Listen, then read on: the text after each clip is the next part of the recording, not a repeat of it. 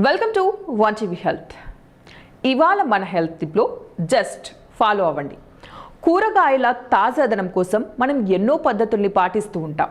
కానీ ఒక్కో వెజిటేబుల్కి ఒక్కో పద్ధతి. పచ్చిమిరపకాయలు తొడిమల్ని తీసి ఫ్రిడ్జ్లో పెట్టాలి. దీనివల్ల అవి ఎక్కువ రోజుల వరకు తాజాగా ఉంటాయి. ఇంకా కూరగాయలు పండ్లు తాజాగా ఉండాలంటే పేపర్లలో విడివిడిగా చుట్టి ఫ్రిడ్జ్లో పెట్టండి. చాలా రోజుల వరకు ఫ్రెష్గా ఉంటాయి. తర్వాత ఉల్లిగడ్డలు కట్ చేసే ప్రతిసారి కూడా కన్నీళ్ళ పర్యంతం అవుతున్నారా? ఓ చిన్ని చిట్కా పాటిస్తే ఉల్లిగడ్డలు కోసేటప్పుడు కళ్ళ నుంచి నీరు రాకుండా చేయవచ్చు. ముందుగా పొట్టును తీసి ఉల్లిని 2 భాగాలుగా కోసి నీళ్లలో 10 నిమిషాలు నానబెట్టండి. ఆ తర్వాత ముక్కలుగా కోయండి. ఎంత రిలీఫ్గా ఉంటుందో ఒకసారి మీరే చూడండి.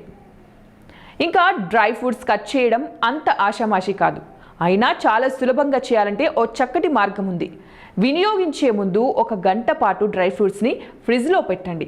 ఆ తర్వాత కత్తిని వేడి నీళ్ళల్లో ముంచి కట్ చేయండి. తర్వాత బాదం పప్పులంటే అందరికీ ఇష్టమే. పాయసం స్వీట్స్లో బాదం పలుకులు వేస్తే ఆ రుచే వేరు. కానీ బాదం పొట్టును తీయడమే పెద్ద కష్టం. దీనికి ఓ తరుణోపాయం ఉంది. ఉడుకుతున్న నీళ్ళలో 10 నిమిషాల పాటు బాదం పప్పుల్ని వేసి ఉడికించండి.